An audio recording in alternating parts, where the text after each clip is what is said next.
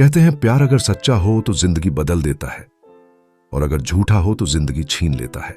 इस कहानी की शुरुआत एक व्हाट्सएप चैट से हुई जिसमें लिखा था, अगर मैं मरी मिलूं तो मेरे फोन में कातिल मिलेगा। 3 दिन बाद एक लड़की की लाश मिली। फोन मिला, चैट खोला गया और उसमें था कातिल का नाम, उसकी शक्ल और उसका इरादा। यह कहानी है प्यार, धोखे और एक ऐसी प्लानिंग की जो पुलिस को भी चौंका गई। नेहा एक 23 साल की कॉलेज स्टूडेंट जो सोशल मीडिया पर बहुत एक्टिव थी। इंस्टाग्राम रील्स, सेल्फीज और स्टोरीज में डूबी हुई उसकी जिंदगी ऊपर से बहुत परफेक्ट दिखती थी, लेकिन अंदर से वो प्यार की तलाश में थी। फिर उसकी जिंदगी में आया विक्रम, एक स्मार्ट, थोड़ा रहस्यमयी लेकिन बहुत केयरिंग लड़का।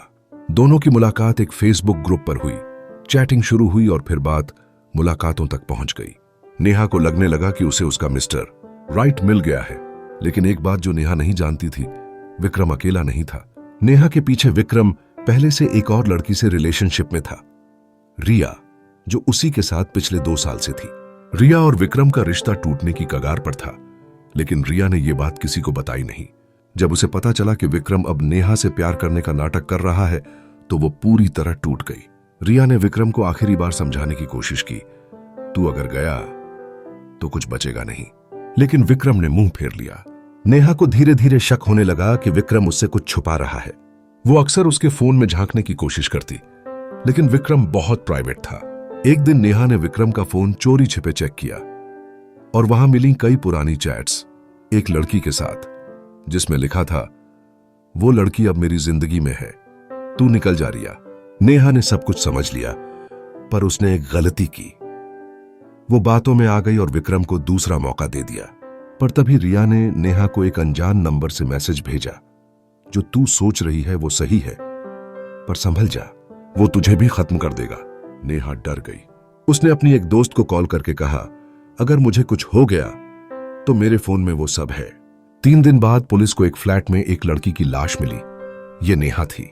कमरे में कोई जबरदस्ती का निशान नहीं था, दरवाजा अंदर से लॉक था, फोन चार्ज पर था और खुला हुआ पड़ा था। पुलिस ने फोन को चेक किया और उसमें व्हाट्सएप पर एक चैट पिन थी।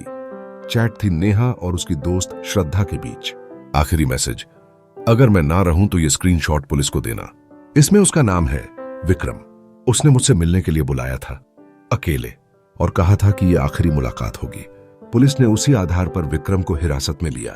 पूछताछ के दौरान उसने कई बार बात घुमाई, लेकिन जब उसे नेहा की चैट और स्क्रीनशॉट दिखाए गए तो उसका चेहरा उतर गया। थोड़ी देर बाद उसने कबूल किया, नेहा मुझसे बहुत प्यार करने लगी थी और मैं अब किसी और के साथ जिंदगी शुरू करना चाहता था।